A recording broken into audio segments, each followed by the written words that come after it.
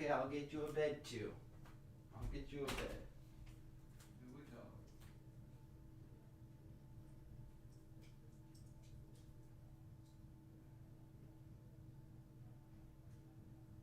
Get you a bed here. Okay, give it a little penny. There you go. There you go. Okay. I think they're doing a pool down the road. This dude on my street, he wanted to put in a pool. And YouTube studio. And he hired a company. I think it's called Build Your Own Pool. I don't get it. I mean,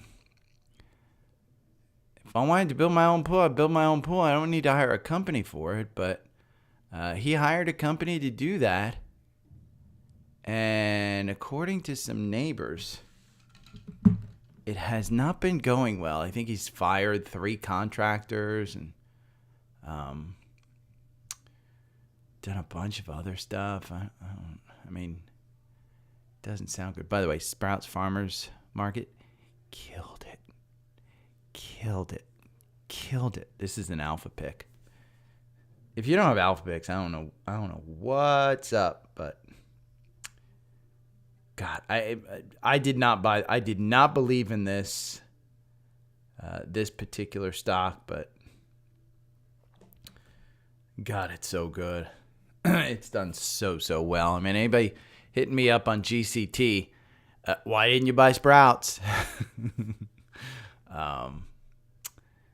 Stanley Black & Decker, they kind of flat. It's not, they beat, but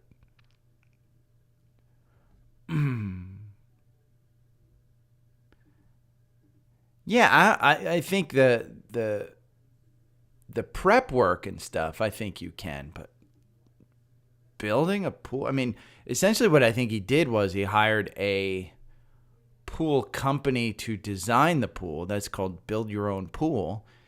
And then I think he just hired a contractor, general contractor, who kind of screwed him. It was the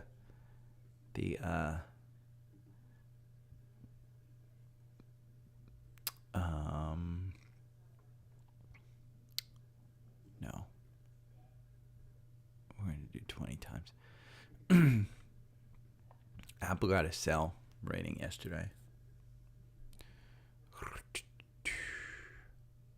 So it looks like further weakness.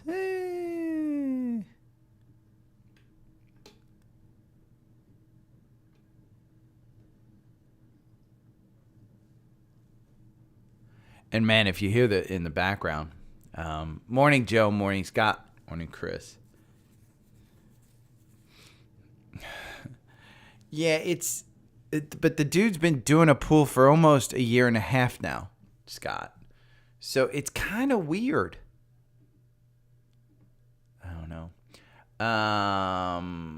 Let's see. I did buy Microsoft yesterday. Apple trims. Stephanie Link does it. Sprouts Farmers Market killed it. I think I have more notes than this. Quit notes, and then we'll start it back up. I'm getting my stuff ready. There we go. Now it's just updated.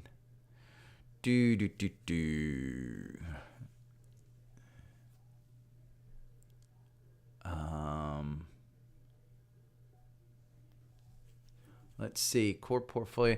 Same thing as yesterday. Shit's kind of green, and then it went red, and there's the person down below the hill where I live. They started building a pool, like I said, about a year and a half ago. The people above on the top of the hill where I live, they had a pool, and there's only like 26, 27 homes in my neighborhood, something like that. But they The people above the hill hired a proper pool company, and within like 6 months, done. Just done. Great pool, great landscaping. They've been enjoying it all summer, but the people down below the hill who hire, and it's the same neighborhood, so let's be honest. I mean, if people live in this neighborhood, they have enough money for a pool. You know, those insider sales that you're seeing, where I say they're building a pool, that's what lives on my street. So, I have just real estate tip for everyone: buy the cheapest house in the most expensive area, and that's what I did. So, I live in the cheapest house in the most expensive area that I could afford. And I'm not unhappy about it at all. Pretty happy. In fact, I've been thinking about moving, but we're going to do some scans. Yesterday's market was fairly good. Oh, Chris, you win in the spending category there, because pre-COVID pools were significantly less expensive. GCT gets a cross up. ITB, Snowflake gets a cross up. Bitcoin and crypto. Let's see. Anything? No, because it all crossed up yesterday. What up, Andre? What up? DJIA. I need to probably put covered call ETFs to do DJIA, KNG. I mean, this is Dow Jones, and it pays I don't know what DJIA pays, but because of covered call strategy. I looked at some of these yesterday. Hasn't been doing bad, been returning a nice return for you, but again, it's an income strategy, not something that I'm necessarily going to do, but leverage ETFs. Yeah, I think for me, that one is a nice $25, I think, is the support level that I found. Anything between 25 and 30 if you want to add to it. I have not been paying too close of attention to it. So I am not ignoring it. There's other things in my portfolio that I think are more important. And honestly, I spend 6 to 8 hours on this effing podcast every day. Last thing I want is to do more work. It's a lot. And yesterday I was doing, I found it great. My neighbor got a recliner from Costco. I'm shocked at the quality of this one. The quality of this recliner from Costco is amazing. It's a leather power one, and I put it together for her and for her mom who lives with her. Yeah, SOFI beat and raised guidance, but I don't think it's reacting all that much. Let's see. SOFI. Pre-market, it's up 3%, so it's not bad. I would have expected more, except the valuation's still crazy. The PE going forward is still 99. So, but I do think this was an interesting one. Listen, if you make 3% in this market, 3% is 3%. I'd be happy with it. Bank of America, Warren Buffett is selling. Yeah, Alexander, CrowdStrike. You can't say that you didn't expect this to happen. This was fully expected, the market reaction. I think it's an overreaction because I think, sectors XLP.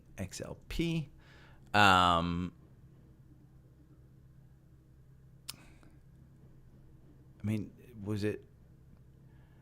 Carvana's an interesting one. I think you'll do well. I do have a Kramer one on Bitcoin. He called the top of Bitcoin.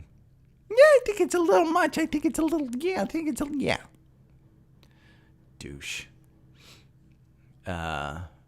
Morning, Stab. Alexander, Crowd is an interesting one, and right now it's down, what, 7%, 5%? Down 3%. I think it was down about 10%. So it's down there. Team, BLDR, DOCN, PSIX. So it's trading at 250. At this point, am I adding it again? No. I think it is an overreaction. I think you don't have a gap up here on the weekly. On the 4 hour, I think you do have a couple of gaps up above. You do. That 9 day has quickly come down, and we've flattened out on the 4 hour. You might have a cross up today's afternoon candle on the MACD. That would be bullish, but your Bollinger Bands are still significantly large. You might have a death cross here, and it's still a significantly expensive stock. They report August 28th. Between now and August 28th, you may have a lot of problems signing new contracts, and this one is based on growth. The valuation of this one is based on growth. They haven't taken their valuation down, their expectations down, but that's a hard one to swallow if you have a lot. Shai Bular, it's one of his major positions. So McDonald's got a cross. Yeah, I in my mind, I think it's good. I mean, who am I to say? But if you've got that kind of reach, there's something to it. And it's not like it you can pull it out of your system. Elon announced that he was pulling out. I think that's a significant political decision. I mean, one thing we know about Elon, political decisions have been ruling his vision of everything. So I don't, and David Sachs brought out that there was some deep state issues with with CrowdStrike, and he doesn't have it in his companies, and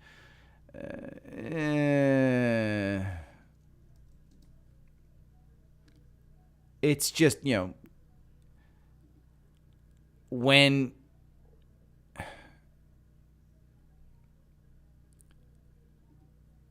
if political issues are going to run your company, I probably question you as a leader, because political decisions are very good to have in companies, to run your company and to forward it.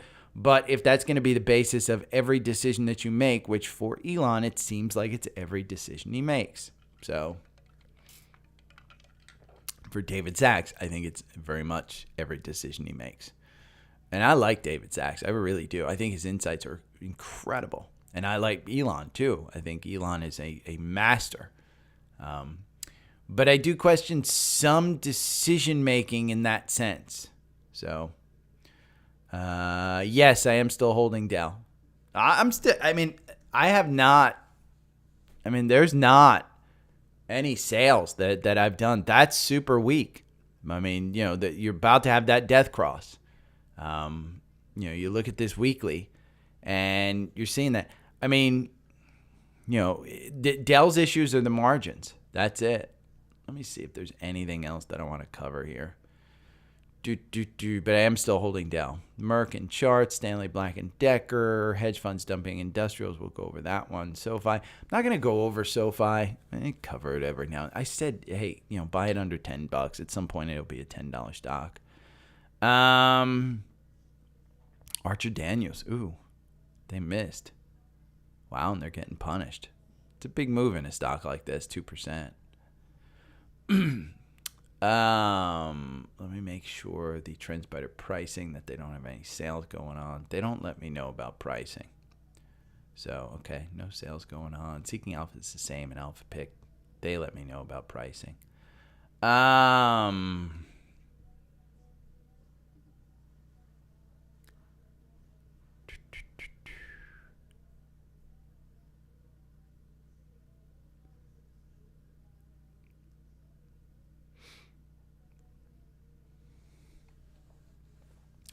That's a good one. SMCI is nothing more than just, SMCI, I'm not Nostradamus. I can't tell you exactly what's going on with SMCI. It just looks weak. I mean, from a chart standpoint, it looks weak. Valuation standpoint, you're okay. Valuation standpoint, you're okay. But when you go from 4 hour to the weekly, look, your MACD is still 55 points above the oscillator. That's enormous. I think you're trading sideways. Look at this. You were probably asking me in July of 2023 when I bought this one at $300. Well, what's going on? It's down around $250. Why is it losing money? I don't know. Just seemed like the valuation was good back then. And I said there was a big gap between 300 and 350. I think it's going to be filled. And I just held. And it didn't do anything. So I'm just holding kind of here. The valuation is not crazy. They're going to have to basically, thank you, Barun.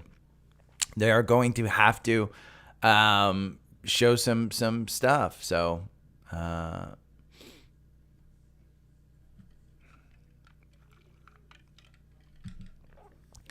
I do think SMCI probably gets to $1,000 at some point in time. I mean, I think it gets back to 1,000 points at some point in time. I just don't know when that is. I think they have the best cooling options out there for these chips. One thing that worried me a little bit, and I don't think I brought it up. Maybe I should bring it up. Apple used Google chips to train Apple Intelligence, signifying that they are not going in on the, that's probably a good one. Let's bring this up.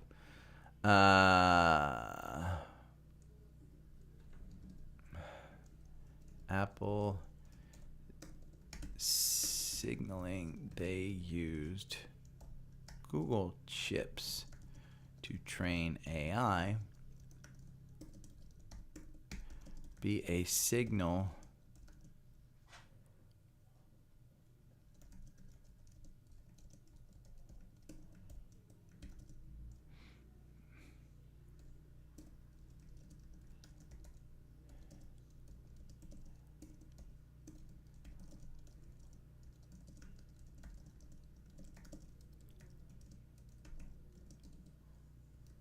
Okay. Hold on 1 second. I'll be right back.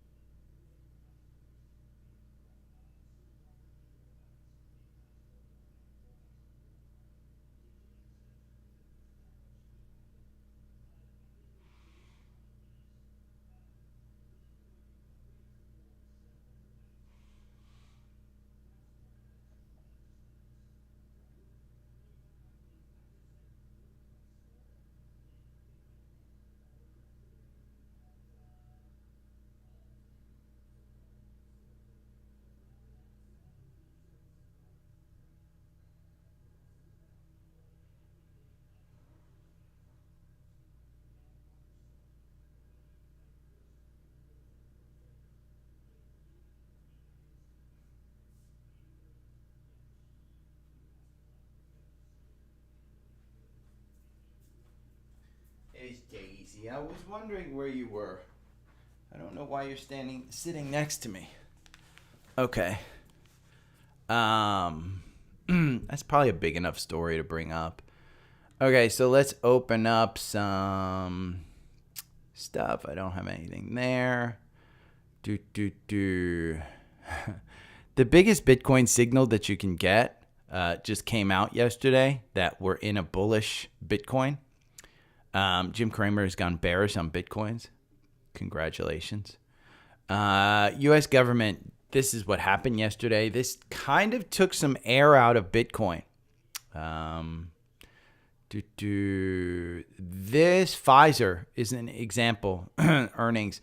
PayPal. I should probably bring up PayPal. Let's look up PayPal.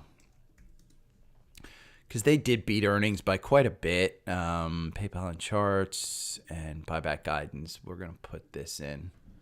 I don't know if people are still holding PayPal. I got out of PayPal, and typically it's, hey, get out of a stock and just move on. But let's see. Pfizer stock, then PayPal. Then Sprouts Farmer Market just killed it. I mean, that's an alpha pick. Hedge funds. They're going into XLE and XLB. The AI roadmap. This is an interesting one. Interesting article that I read. Apple signaling they used Google chips. This is Stephanie Link, who said yesterday, and she's trimming Apple, and for no other reason. She brought up it's just no other reason. It's a masterclass on what to do when, how to manage a portfolio. I mean, she's just a brilliant portfolio manager. So there's the implied moves on stuff. I bought Microsoft. Let's go to Savvy Trader.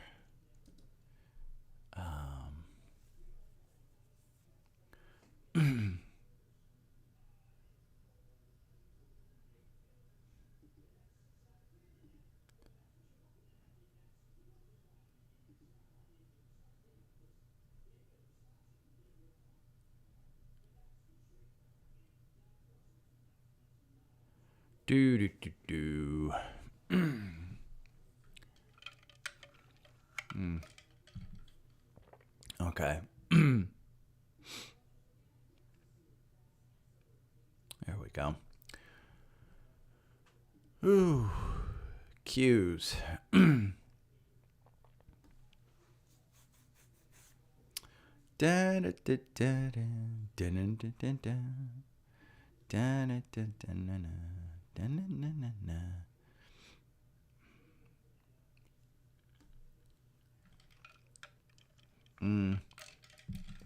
You're seeing it, and Alexander, my mother always does this, is, did we lose money today? Oh shit, it's the end of the world. Come on. Glass half empty, glass half full. How much are you up this year in NVIDIA? If you purchased it during the core portfolio when I started that damn thing, or when you started listening to me, I don't care, unless you started listening to me like 2 weeks ago, then you're way up on NVIDIA. You're way up on Microsoft. You're way up on Meta. You're way up on Apple. You're way up on Amazon. You're way up on Google. You're way up on Exxon. You're way up on, Occidental Petroleum, which is down under 60 again. Buy it. Just buy it. Oil probably isn't going to be that great, but you know what? Buffett's buying Occidental Petroleum at about, average price of like 66, 67 bucks. Dude's bought a ton of it. So,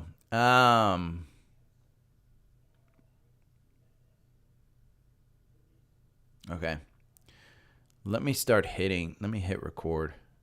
Hit the thumbs up button. Oh, there's more pool people going down to work on the fucking pool. Let me see. Hold on 1 second.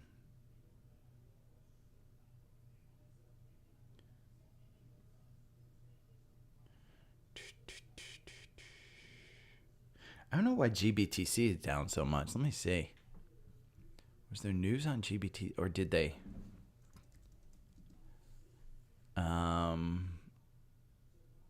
This is down 10%. And I don't know why. I have no idea why.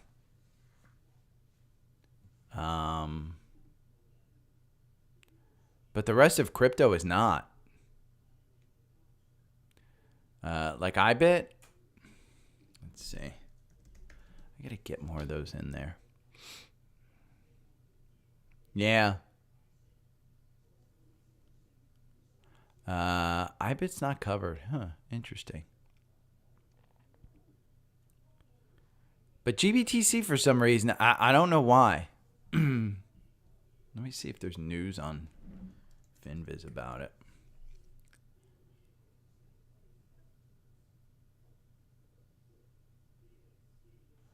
Oh, FinViz did some new stuff. That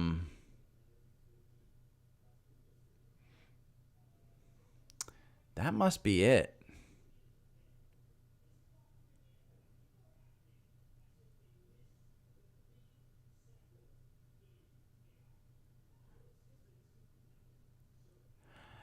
Oh. Additionally, Grayscale currently expects the initial distribution date to be July 31st following the filing and effectiveness trust registration statement.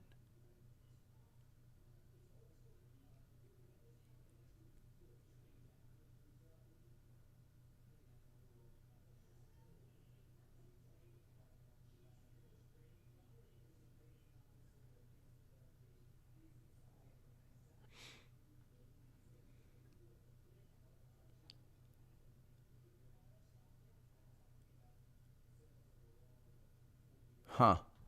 I don't exactly know what all that means.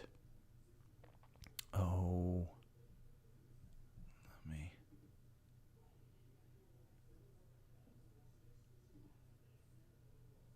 I don't know why I did that.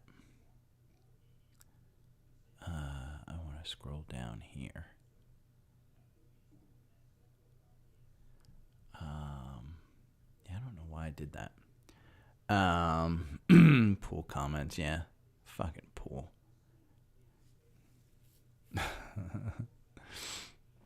Wow. New York Capital Management.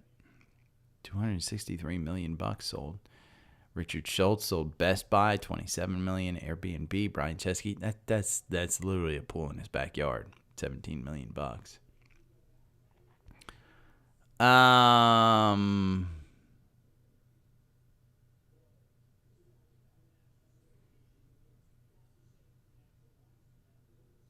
Okay,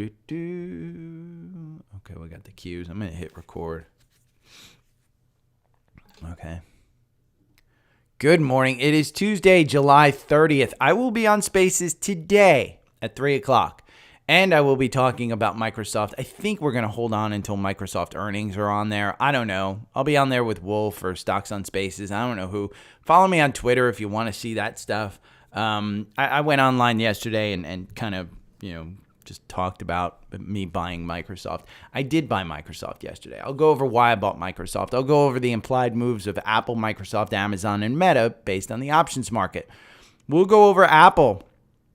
Stephanie Link trimmed it and why she trimmed it, and Apple signaling that they use Google chips. We'll go over AI, how hedge funds are playing all of this, and earnings. There was an alpha pick yesterday that killed it on earnings, up 15, almost 20%.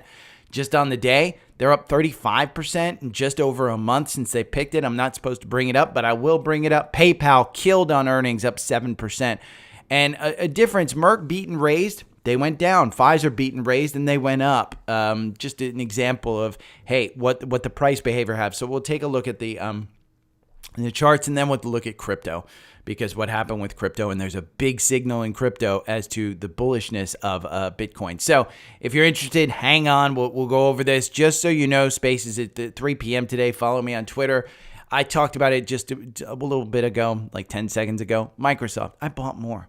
I bought a lot more, and I bought it about $428, and I put it out on Savvy Trader. Savvy Trader is where I have my trading portfolio. It's where I have the core portfolio. You can follow any of my portfolios. Just go over there, savvytrader.com/daily stock pick, or go to the link tree. It's down here on Linktree. Savvy Trader, follow all my trades for free. Now, this one is a paid one. So if you want to follow my trades, you're going to have to pay for this one. But I will tell you, this one purchased 10 shares at 428. And here are the reasons. There's 5 main reasons. 1, it's a long-term buy and hold. 2, it's a top 5 position in my portfolio. So even if this goes down by the implied move of 5%, I'm still fine. I'm still fine. The average Wall Street price target is 498. That's 16% above. They will be chasing it. I'll go over that. The algorithm will get you in the name tomorrow or the afternoon candle. We'll take a look at that. I have a very large position in my brokerage account. So this is the finals, and this is probably the most important. I know I added this one as the last one, but I have a very large position in my brokerage account. I don't have as large a position in my retirement account. I want to change that. So I needed more exposure in my retirement account, even though the overall portfolio, and we'll go over why Stephanie Link sold Apple, but even though in my overall portfolio, this is a very large holding, it's not in my retirement account. So I was out of whack there where I actually want to hold a little bit more. So am I trimming it in my brokerage account? Over time, I will, because my lifestyle is I don't work. And so when I need money, I need to sell some stocks. Well, what am I going to sell? I'm going to sell probably some of the top 5 holdings. And again, we'll go over Stephanie Link's portfolio management, why she sold Apple. So I got 20 shares of it. 20, even though I only put 10 shares on here. I made about 25. I forget the exact number. It was a significant buy, and I just bought it all. And so, let's look at the Qs first. We'll go over that. The Qs right now, you are still out as far as the algorithm goes. You are still below the 9-day, and you are still with trending down on the 50-day. You are still trending up on the 200-day. You're using that 200-day as your support. I would look, if you break 455, I'm going to be out of town tomorrow, Thursday, and Friday. So I want you to keep this in mind. This is the number one thing. If you break 455 and you close below 455 on the Qs, that will be a signal that we've got a problem. And that will be a signal that there probably is more downside to go. Because when you look at the Qs right now, if we trade sideways, most likely this MACD is going to cross up and the algorithm will probably get you back in and it will signal you. So all you TrendSpider holders out there who have my algorithm, keep an eye on this and set your horizontal lines. Put a big yellow button at that 200-day and keep moving it. Now this 450 right here, 449, that's the previous high that served as some resistance before, but it buttered right through it. Then it broke down. That's support. You only see a couple of candles below that. That remained support. So if we break down below 450, then you've got to look at these averages down here at 420. Now, I'm not saying this is going to happen, but again, we've got a big week of earnings. Microsoft is going to kick off the big mega earnings this week. And I think if that's the case and you're watching this, I would be concerned if we break 450 on this. If you continue to stay above 455, I think you're fine. I think you're fine. Am I going to sell even if we get below 450? No, I will be looking probably to buy more, but I will be buying into strength. I got a message from a subscriber yesterday, and this is a great lesson. I got a message from a subscriber who said, hey, I bought immediately and lost 5% in half a day. What should I do? Well, here's what I said. I said, when you bought the stock, what was your timeline? What chart did you look at? Was it a 4-hour? Was it a 5-minute? How long did you want to hold it? What made you buy the stock? And if you're down, what was the price you said you would sell before you bought it? And why did you buy the stock? What is the investment thesis in that trade? So if it's a trade or an investment, that's your first thing. If this was a trade and you're down 5% and you're trading on a 4-hour chart and it lost some confirmation, yes, sell it. Just get rid of it. Don't water a weed. If it's an investment and the thesis on the company, it's a good company with good products, good earnings, and good management, then just continue to hold it. Just continue to hold it. And it hasn't gotten to the price below where you said you would sell. The key point is planning.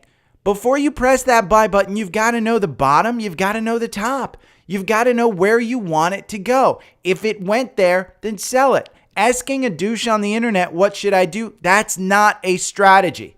That is absolutely not a strategy. What I want to do is teach you to fish. I don't want to hand you the fish.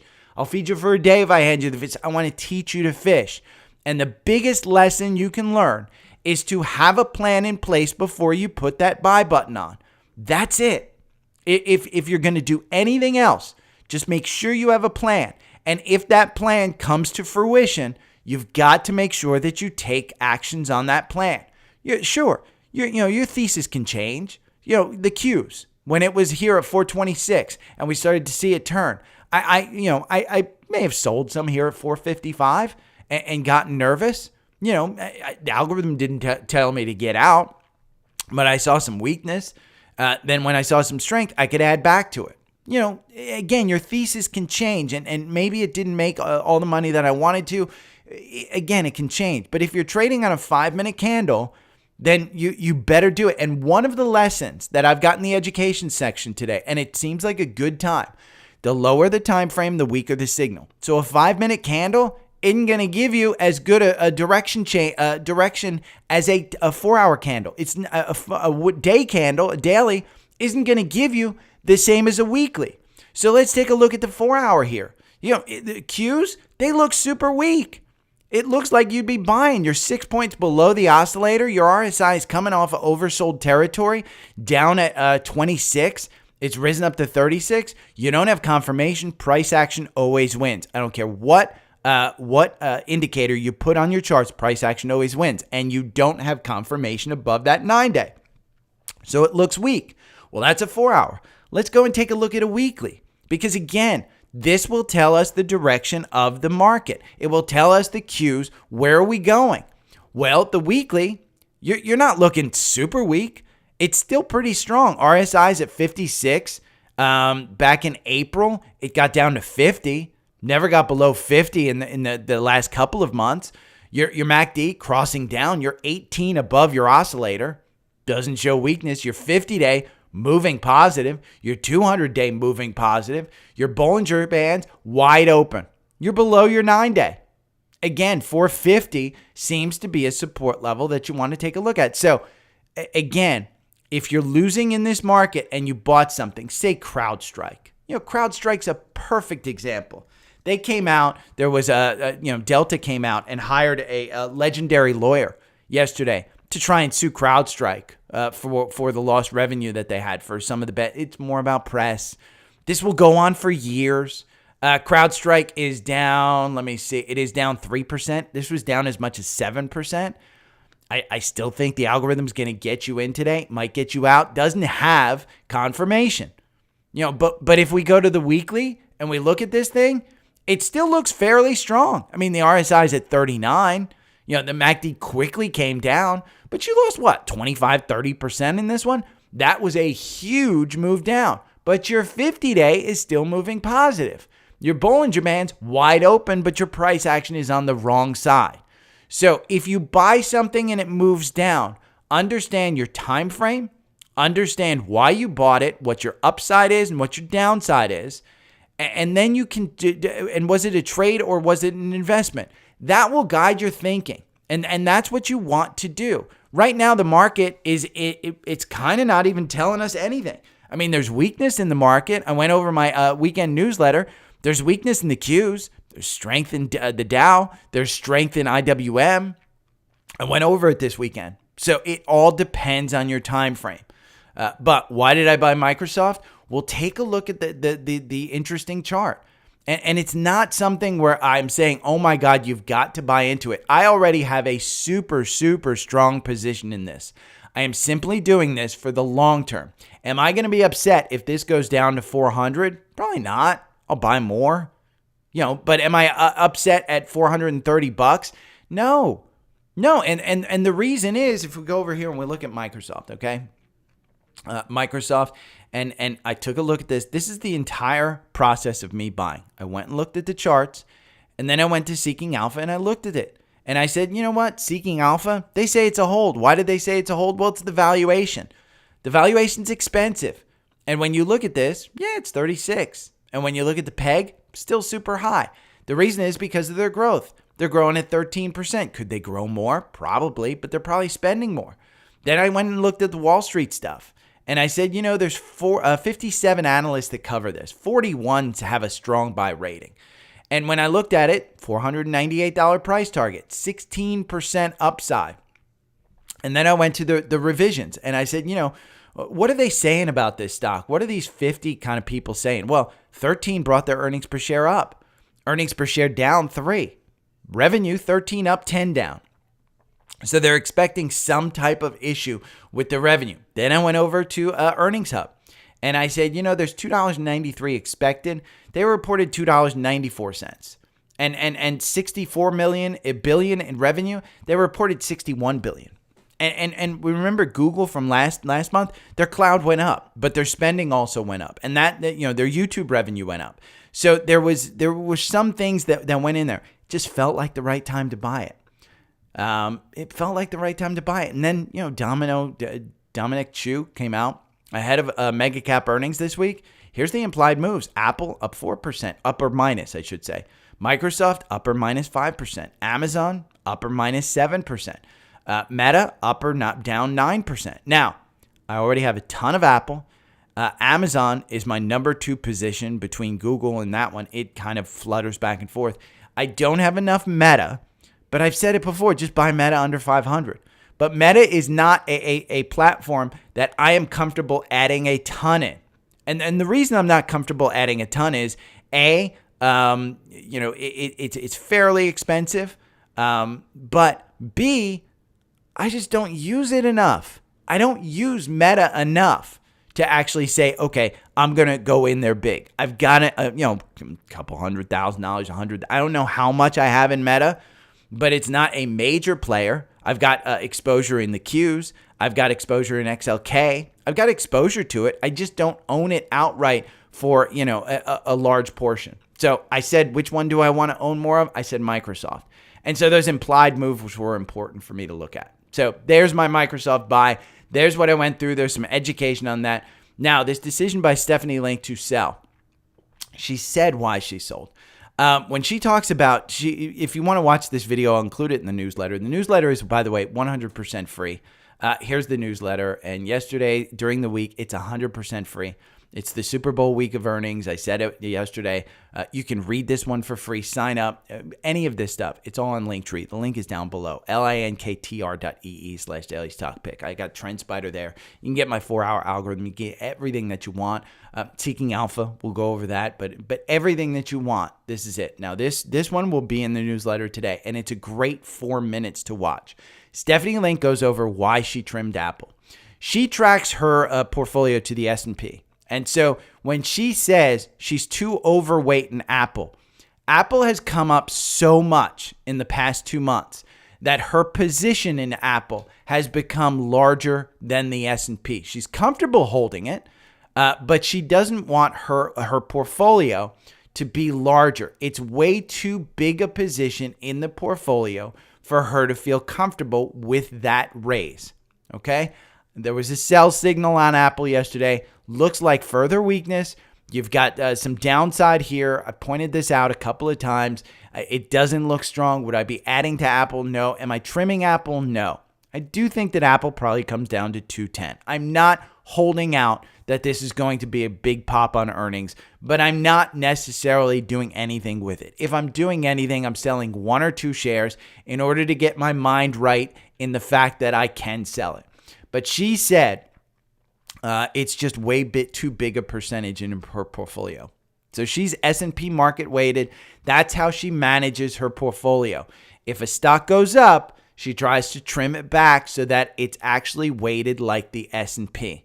And she doesn't track to the S&P. She gains those. Some of the losers she will actually add to when they're losing, but they're good companies. So she does just a masterful job of managing that portfolio. And I thought the clip just shows you exactly what it is. Now, Apple used Google's chips to train their AI models for Apple Intelligence. This is an interesting one. It might mean nothing to some people. I kind of read it as, hey, they bought some Google chips to train their models, or that's what they were in discussions with, I think, with Google about getting those chips. What's interesting about this is it might indicate big cap tech's lack of reliance on NVIDIA. NVIDIA is still the leader. Don't get me wrong. They're still paying for this. Apple is just doing it in a different way. But again, it might signal to others that, hey, if Apple, who's the big behemoth in the AI world, I mean, they turned AI into Apple Intelligence, this could signal a change in momentum there. So NVIDIA, take a look at it. It's down 0.7 today. It's at 111. I would say you buy it when it starts to turn. Right now, you're seeing a downturn in the 50-day on the 4-hour. The MACD is below that. I was buying up here at the 120 levels, I think, 122. It's broken down its support. I would be looking at that 200-day, which is at 105. If we are to see more weakness in this market from NVIDIA, if Microsoft comes out and says they didn't spend a ton, if Amazon comes out and says they didn't spend a ton, if Meta comes out and said they didn't spend as much as the previous quarter, NVIDIA is probably going to drop. And I think that's an opportunity to get into it, to actually start buying to it and add to it. The valuation, remember, chips are kind of in a cyclical pattern. So, they go up, they go down. Just look at 2022, how chips went down because of the, 2021, there was a supply chain shortage. And then we got all this flood of chips. And then there were double and triple orderings, and they had a ton. So, interesting stuff. Take a look at it. I'm not selling NVIDIA. I'm looking to add more. AI roadmap. This was interesting because it went over how pushing earnings and the contrast between Apple and Google. And what we can expect from some of these AI things. They went over how Apple, during the WWDC, pushed Apple Intelligence. And the stock shot up versus Google, which basically went over all of their legacy stuff and didn't push AI in their last earnings. And so we just saw what Apple did on the chart. Look at what Google's done since they reported. It's weak. It's gaining some strength back. If you want to add Google, I don't think this is a crazy time to add Google. You're obviously using that 200-day of support. But again, you go to your time frame. It's still strong on the weekly. And the MACD is still, 10 points above the oscillator? Now, your RSI bounced off of, 52, and it's at 54 right now. This week of earnings, this is going to determine Google as well. So don't think that Google's done with it just because they've already reported. You don't have catalysts in the stock other than, maybe they do some pixel stuff or some AI stuff. But again, you want to take a look at that one. It's just an interesting one to play. And this article points it out that there's case in points. A stock can immediately benefit when following this prescription of using AI, especially for leaders. So, interesting stuff. Now, hedge funds. We're in the season of hedge funds where they're kind of releasing some of the stuff that they're doing. XLI, they're selling out of industrials, and they are actually adding to XLE and XLB. This is kind of a commodity rotation, and it's not small caps. It's not anything. This would indicate to me that some of these people think that we are going into a weak period. And to protect themselves, they're using XLE and XLB. That's kind of what it tells me. I don't know if that's kind of the way others view it. Just kind of tells me, hey, XLI, maybe it's done with. I mean, we can take a look at XLI. This one has had a great first half of the year. Ever since then, it's kind of just flattened out. I mean, it hasn't done anything. Question is that flattening out going to move it up, or is it going to move it down? Well, you had to buy at 121. It's at 126 right now. For any of these spider sectors, I would really look at the weekly, because that's going to tell you, okay, we got the Bollinger Band cinching up. You've got the price action above the 9-day, and you've got the MACD a little bit high, not super high compared to previous, but it looks like it's going to cross up. Now your RSI is at 64. It could use some cooling off, but again, does this mean that you want to get out of it? No. You don't sell into strength on a weekly. You sell into weakness on a weekly. And you're never going to time the top or the bottom on this. You can, But I will tell you, you're probably lucky. And if we look at XLE versus XLB, let's take a look at the 4-hour on the XLE, and you'll see this one in 2022, I believe, or 2021, I forget which year, just had a legendary year. Now you're under the 200-day. Your 200-day is providing resistance right here at about 92. You're trading about 91. If we go and we look at the weekly on this spider sector, you're just trading sideways, and that $93, it's resistance. Your ultimate, resistance is 101. So trade between this 93 and 101 if you get up there. So that's what's interesting in that one. Now, XLB, I'm not an expert at XLB. I've never even owned XLB. But this is the material sector. And if we look at the 4-hour, you can see it's just trading sideways since what, April? I mean, it hasn't done anything. You got above the 200-day. Great. Fantastic. The buy was at 88. It's showing some weakness. But again, it's just traded sideways. Hold on one second. Penny, please stop. It's just the pool people. So here you can see the Bollinger Bands, they're cinching up, they're contracting. Price performance is on the upside. Now, my algorithm on XLB, it's fantastic. Over 24 months, you make 45%. Buying and holding makes you 20%. So you could do that on the 4-hour and just trade that 4-hour algorithm. As long as it trades sideways, it seems fine. So again, this article was interesting, just kind of brought out some stuff. Now, I want to bring up Alpha Picks. I am not supposed to bring this up. But Alpha Picks, this is part of the portfolio, okay? This is Sprouts Farmers Market. They killed it. They are up 22%, okay? They killed it. If you want Alpha Picks, right here, okay? Third link right there. It'll take you to this page. This is the performance of Alpha Picks, 132% versus the S&P 46%. Sprouts Farmers Market is one I would never think to pick.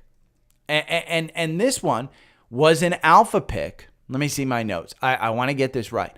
On June 15th, okay? You get one pick on the 1st. You get one on the 15th. I'm not supposed to bring this up because they don't want me to bring it up. But I'm bringing it up because of earnings, not because it's an Alpha Pick. But I'm just telling you it was an Alpha Pick on June 15th. June 15th, ironically, was also a buy in the algorithm. 78.69. Since then, you're up 35%. Probably even more. I mean, let's calculate this because the move today puts you up, 32%, 31%, somewhere around there. I mean, that is a fantastic return. How can you get picks like that? It's Alpha Picks. And I continually bring this up. Now, folks that, blame me for GCT and buying into GCT and losing money on that one, again, it's a portfolio. It's not every single one is not going to be a winner. But there are so many examples of fantastic, and it's a buy and hold strategy. That's the other thing. GCT, 2 years from now, and we went over Marathon Oil, how that one was pulled out yesterday. You didn't win on Marathon Oil right away. You lost. Sprouts Farmers Market kind of trades sideways a little bit. Up here at 82, everybody thought, oh my God, should I buy it now? Well, yeah.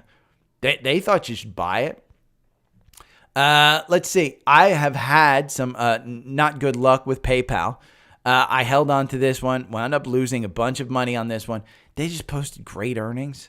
It's up 10%. PayPal, I mean, is this the start of the turnaround? Let's take a look at the chart. Because again, these guys, it will bounce on hype. And I think that CEO is known for hype. Remember how he said he was going to shock the world? And then said, well, we're in the middle of a turnaround. That's all he said. That was it.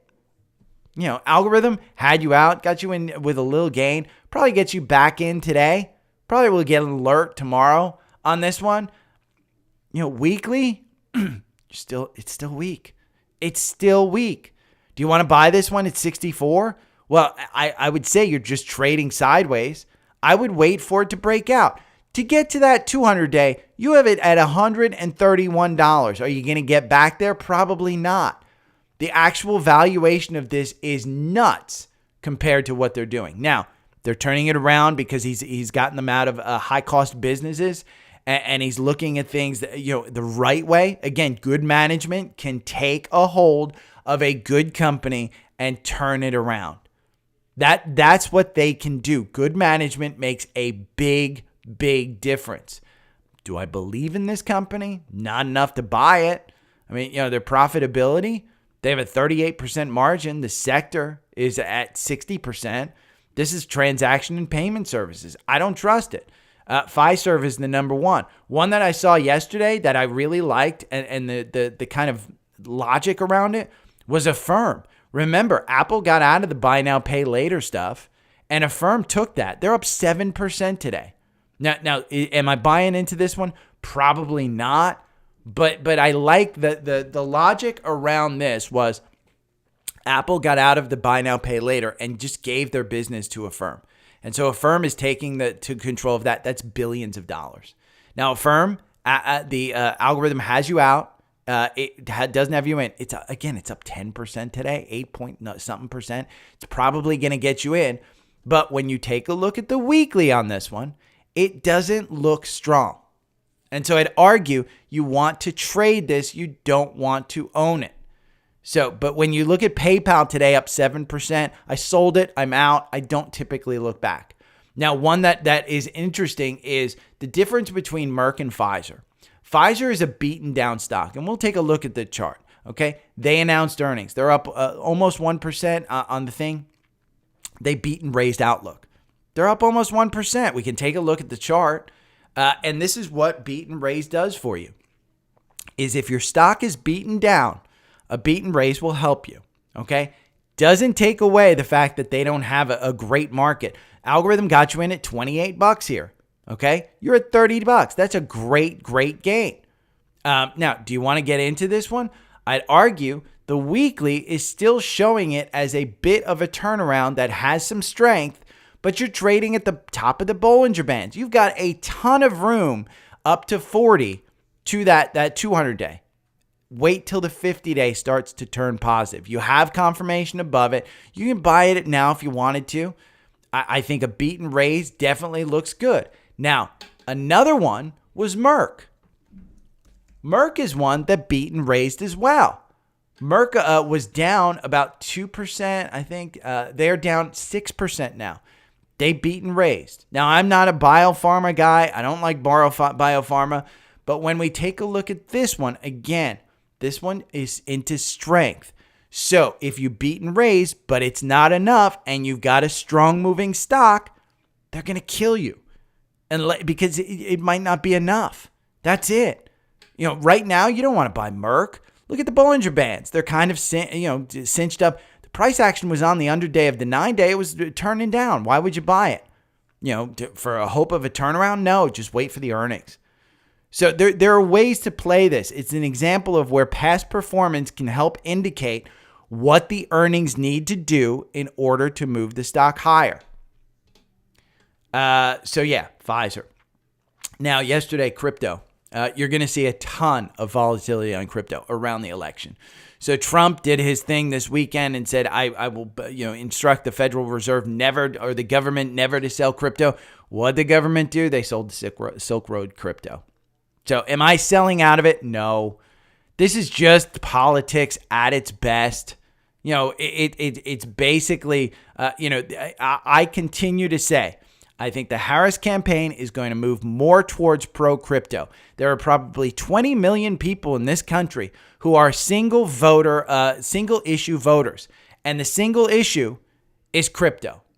So what do you want to do on crypto? Let's go and see Bitcoin. You can track Bitcoin here, just PTC, Bitcoin versus US dollars. I don't know how to do it on TrendSpider. I've tried it there. I just don't. It's down 3%. Do you want to buy this? In my mind, I think you want to buy it. You want to buy MicroStrategy. Let's see. MSTR is down. MSTR is down, let's say 1%. It's showing some strength into that selling of Bitcoin. Down 1%. Again, the government's out there. Now, the signs are here. Because what did we see yesterday? We saw Jim Cramer go bearish on Bitcoin. Buy, as he says. That's it. So let's be honest. The signs are there. I'm not selling my Bitcoin, my IBIT, my MicroStrategy. I am waiting for the algorithm to take over and tell me what to do. I want emotion out of that Bitcoin trade. And so I'm doing it with the 4-hour algorithm. MicroStrategy still has me in. 1396 still has me in, showing some weakness. It's going sideways. Bollinger Band cinching up. Let's see where the price action goes. Remember that 10-for-1 stock split. I think that's super bullish. Just my take on it. If you want this 4-hour algorithm, you can trade with it too. Go to Linktree right here, top one. You get over to TrendSpider. Here it is, $53 a month. What you do is you sign up, then send me a screenshot of your actual account in email. And how do you get my email? Well, you go back to Linktree right here. And my email's right here. Send me a screenshot of your account. And then I'll send you the 4-hour algorithm, the 65-minute algorithm, the 5-minute algorithm, all my watch lists, all my scanners, everything that I do, I will send you. So that's how you get that. Let's talk about some education stuff and some quotes from Steve Burns. I really like this. The stock market isn't rational, and that's why so many people stay confused. It's not. That is a great quote. The stock market isn't rational. You can't play earnings. I bought Microsoft. Do I think they're going to beat and raise? I do, but I don't know. And even if they do, if they spend a ton of money like Google did, maybe the stock market goes down. It takes the price down. I don't know what it's going to do. It's not rational. Time frame, position size, fundamentals, price action. That's all you need to know. Adding to losers is not a good idea. Cutting winners or assuming that every time you enter a trade, it will be a winner is all about making the plan before you buy. If all of those things, if you add to your losers, dollar cost average on the way down, because your thesis is, and if it plays out over a year or two and it's still not proving to be, or you sell Microsoft to buy something else. I sold Microsoft early. I should have a ton more Microsoft. I sold it. Mistake for mine. Again, adding to winners. You want to add to your winners. Don't cut them. That's why I'm so reluctant to sell Apple, because I think it's a $250 stock. That's it. But that quote, the stock market isn't rational, and that's why so many people are confused. Don't make it confusing. Learn the charts. Learn your technicals. Learn about how price action does. How do you do that? Well, you go over here to the Daily Stock Pick newsletter. I've got a complete education section. I will tell you, you can absolutely read this entire thing in 7 days. You sign up for my paid newsletter, you can read the entire education in 7 days. Screenshot it if you want. I don't care. I give a free 7-day trial. That's it. I mean, that's how you can learn some of the fundamentals and some of the technicals that I actually use. I don't use anything that you don't see on this podcast. I use TrendSpider to try and tell me the price action. I use Seeking Alpha Premium to tell me the fundamentals. I love those 5 gradings because I can quickly determine is a stock good or not with those 5 gradings and going in and looking at a couple of things, the PEG ratio, the PE ratio, the growth, the profitability. It's as simple as that. And I can go and look at, say you want, Meta. Okay, let's go and look at Meta because Meta's reporting tomorrow. Let's take a look at this. Is it expensive? Yes. I can tell right from this page from Seeking Alpha Premium. That Seeking Alpha analysts say it's a buy, 3.86. This is a 5-point scale. Wall Street says it's a buy, 4.48. The quant says it's a hold. Now, the quant is what these factor grades do. Okay, valuation, growth, profitability, momentum, revisions. I value these things based on that list. Okay, valuation is first because ultimately, when you go to the store, are you buying the most expensive thing? No, you want something on sale. Well, the valuation is going to tell you what's on sale. What do I look at? I look at the PE. Is the PE higher than the sector? Yes, it's double the sector. PE is 26. What sector is this in? Communication services. The PE forward, it's double what the thing is. So it's expensive. Then factor in growth with the price earnings, and that's PEG ratio. And you get down there. PEG ratio under 1 is what Peter Lynch and Warren Buffett love to have because it's on sale. The trailing 12 months, you're under 1. The PEG ratio of forward, it's 1.16, but the sector's 1.41. So it's trading below that. So that's very good. Now, then you take a look At the growth, we can go and take a look at that. They're growing 21% revenue year over year. They're expected to grow 15% year over year. If they beat that forward and they raise and it's higher than 15% year over year, the stock will go up. This is a growth stock. Now you can look at the profitability. What's their profit margins? 80%. The sector is 50%. EBITDA margin, 39%. Okay, net income margin, 32%. The net income margin for the sector is 3%. This is an A+. Your momentum. How's the stock doing over 3, 6, 9 months, and 1 year? It's all A's. 3 months, you're up 7%. 6 months, you're up 16%.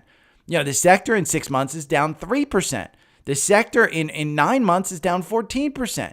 The sector over 1 year, down 4%. 1 year, you're up 43%. It has run. And so this is a very simple thing. Then I go over here to Wall Street and I take a look at this and I say, ooh, their average price target is $532. Well, I take a look at the price versus actual price versus price target. They've chased it up. It has pulled down. What's the last time it pulled down? Well, the last time it pulled down was over here in April, and the price pulled down, but they didn't lower their price target. Nobody's lowering their price target. So we go over to revisions. And the revisions tell you what the estimates are for earnings per share and revenue. 20 up, 7 down, both for earnings per share and revenues. So when you go to ratings and we go over to, you want to make sure that there's enough people that are rating this one. 64 analysts cover this. 64 people, 43 say it's a strong buy. 12 say hold. And let's be honest, 12 say buy. Let's be honest. Buy means, hey, it could go either way. 6 say hold. And let's be honest, that's 6 and the 3 sell. Those are people that probably think that it's going to go down based on valuation, that Zuckerberg's just spending too much. So that's how you use Seeking Alpha Premium.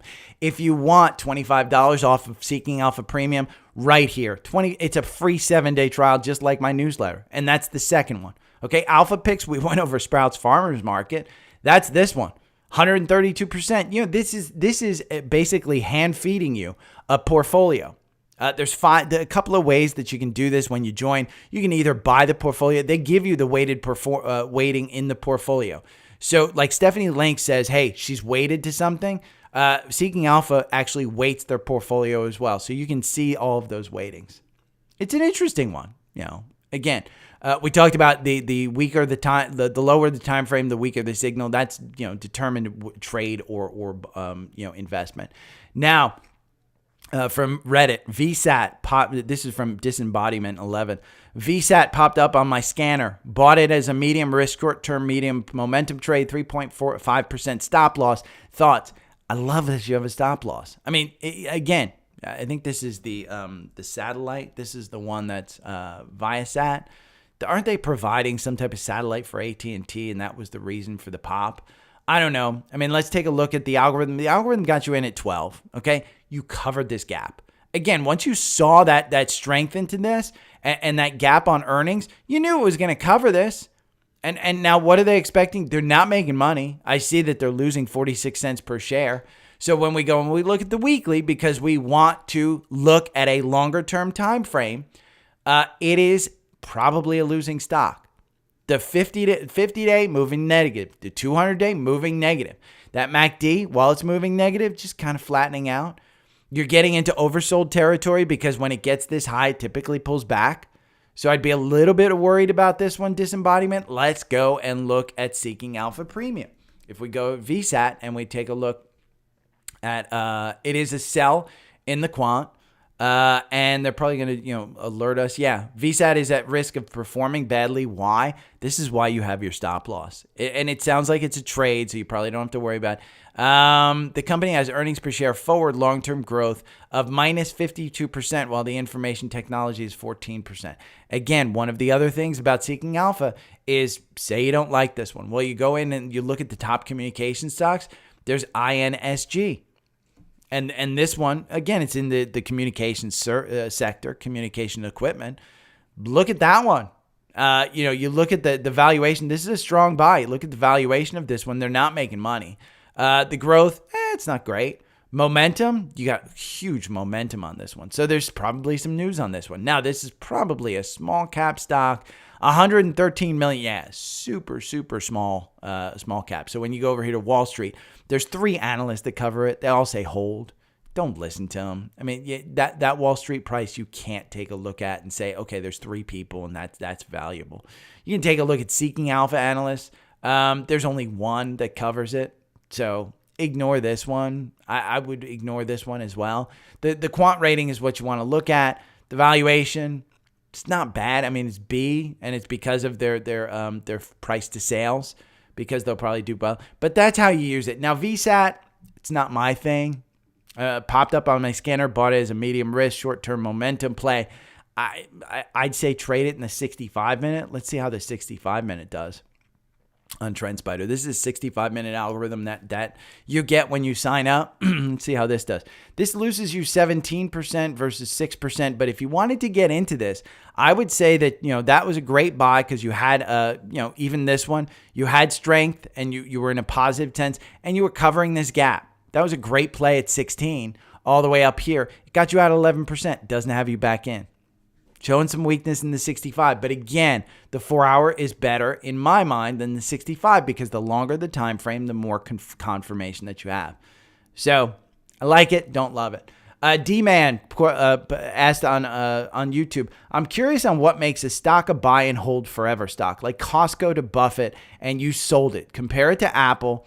I guess I thought every stock can be sold, but it seems people have their top picks and foundations of where ETFs, whether it's ETF or Apple or Google or Microsoft. I guess my thinking is why Costco is not in the camp in your mind. You could have done the same thing with Apple. I'm looking for feedback. Forward to the feedback. I really haven't picked my piggy bank stocks yet. I'm thinking I should. Probably Microsoft or Google. I think either one would be fine, honestly. It just depends on where you're at. I wrote back that's probably worthy of an explanation tomorrow on Costco. So here's my thoughts on Costco. And this was why I sold it. And this would be why I would sell Apple as well. Costco. It is not, the price action looks weak in the short term. And when you look at the long term, it has had this huge run up. And why has it had this huge run up? I think it was just based on them expecting at some point in time over the last 12 months, they were expecting a membership increase. And so when that happened, I said it's time to get out, because remember, Costco's business model is really based on that membership. That membership price is what covers most of their stuff. So when I looked at this and I went into Seeking Alpha and I said the valuation is an F, okay? And the reason is the PE is 51. This is a consumer, a retail store. It's 51, okay? They're not growing. Their peg, their forward peg is 5. That's huge. So their growth, which is a C+ in here, doesn't mean that it's going to automatically go down. But when I went and looked at the peers and I said, okay, how do I value this against other retailers that are similar, meaning specifically Walmart and Target? And Target has its own issues. You can do Dollar General, BJ's, Dollar Tree. But when I go and I look at this valuation, again, when I go into the store, I don't want to buy the most expensive one unless I'm sure that most expensive one may appreciate in value. But when I looked at Costco and I said it's 50, where I can buy Walmart at 28, I can buy Target at 15, I can buy Dollar General at 16, I can buy BJ's Wholesale at 22, Dollar Tree at 15. Remember, Walmart includes Sam's Club. So they have a membership fee as well, service. Revenue growth year over year, Costco at 7%. The forward revenue growth, is 6%. It's still the top dog there as far as the revenue growth. Revenue growth 3-year, 10%. It's still the top dog. BJ's has 9%, and their PE is only 22. So when I looked at it, I said, okay, which one do I really want to own? And I said, Costco, I'll take that money. I'll invest it in Walmart. I can always buy back when Costco is showing some strength. And it doesn't mean that Walmart's necessarily showing strength, but look at that MACD on a weekly. Okay, it's up 50 points above the oscillator. The RSI is at 60. It's still oversold. When this one came down in 2022 and it was selling at under $500, under $400, $406, okay? May of 2022. It went to $406. That made sense to me. The RSI was at 31. The MACD had crossed down. Did it show strength? No. But if you wanted to buy it there, I wouldn't have said you're poor because the valuation was fine.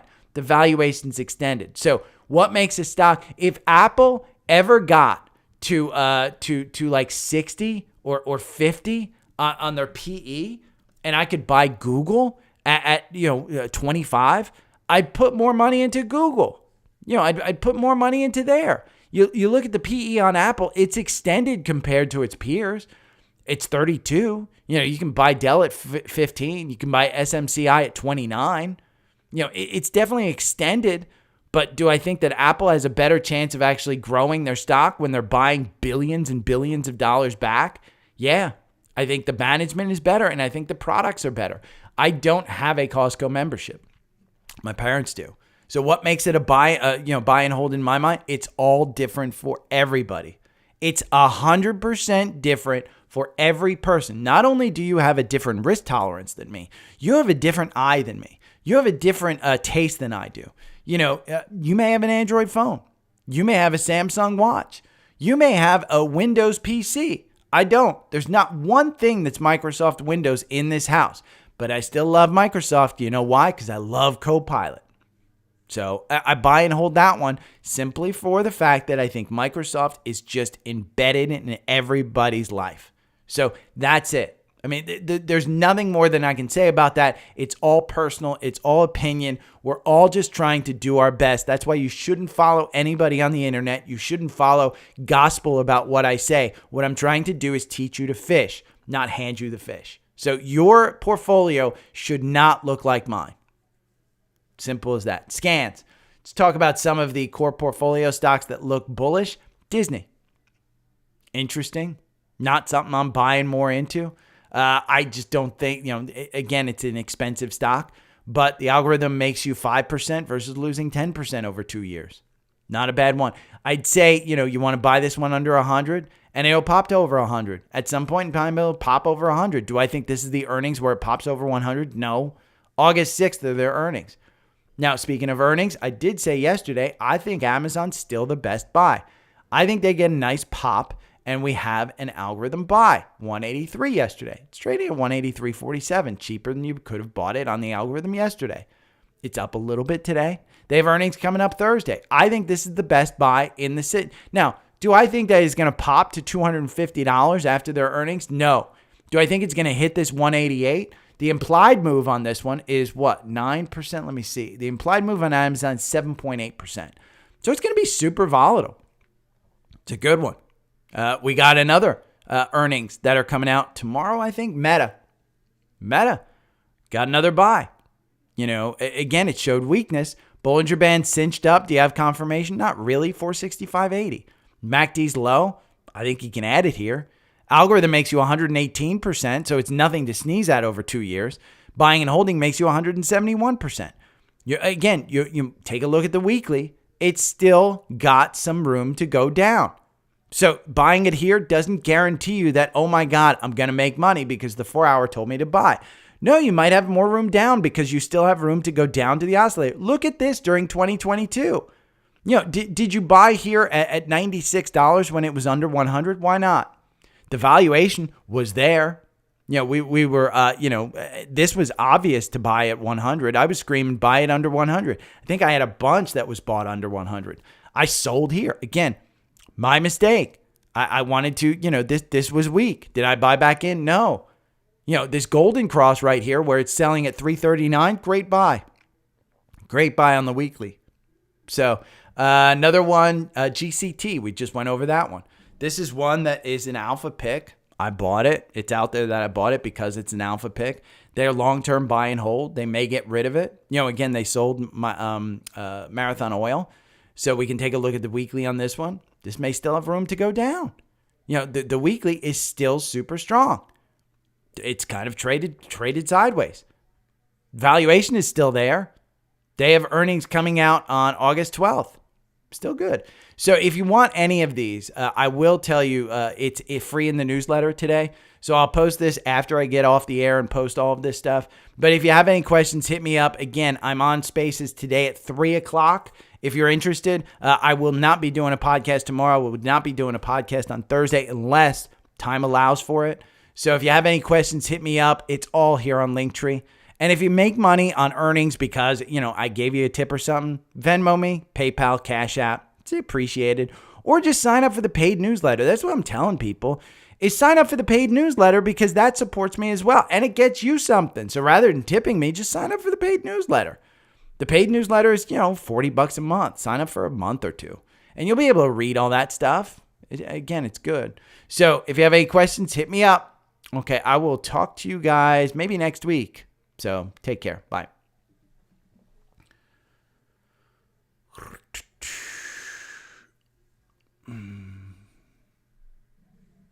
Okay, let's read your stuff.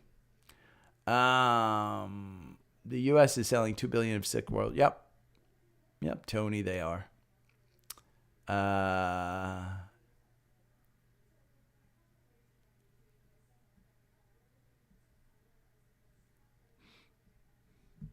TJT. My joke on TJT. Let's see. Did they sell more and it went down 2%? TJT, what business are they in? You can tell me that. We can go over here and look at TJT. Let's look at their financials because how much revenue do they have?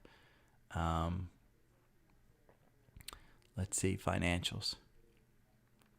$3.8 million?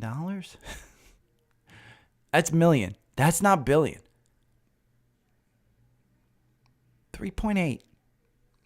Okay? Operating expenses, operating income, they lost 10 million bucks. Where's that going? Oh, Devin Nunez pocket? Yeah. Revenue per share, 4 cents. 4 cents of revenue per share. And they're going to dilute you? This is absolutely a trade. This is nothing more than a trade. So DJT is,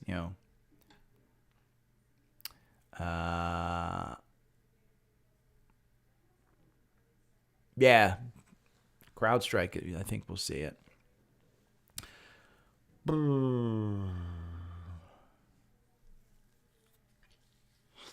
I don't know, Patty.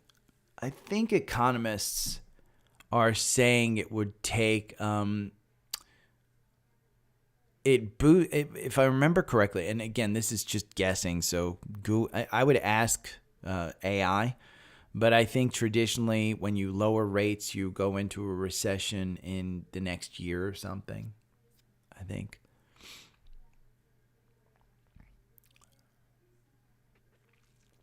Morning, Omar. Have a good day, Alexander. Okay, it's 10 o'clock. I'm going to get out of here because I got to do a bunch of stuff. I got a bunch to do today. I think I gave great education today. That was basically, so Goldman Sachs up 2%. God, what a great buy that was. I mean, banks are just killing it. Netflix at 633. That Christmas revenue is going to be crazy. But, the past couple of times, it hasn't been a great buy. Algorithm makes you 70% versus 182 buy and hold. I just look for strength to try and add to that one. NVIDIA down 2%. Roblox is up over 40, 41. Shopify up another 1%. SMCI down at 688, down again. UNH is just killing it. That's crazy. Yeah. Before I go, let me check. I'll check my personal portfolio. Wow, my Webull portfolio is at $6,800. That was at like $7,200, but that's probably the MicroStrategy and IBIT stuff. Let's see my personal portfolio. I guess it's up. Yeah, I'm up 0.22. NASDAQ is flat at 0.05, so I'm keeping up with SPY.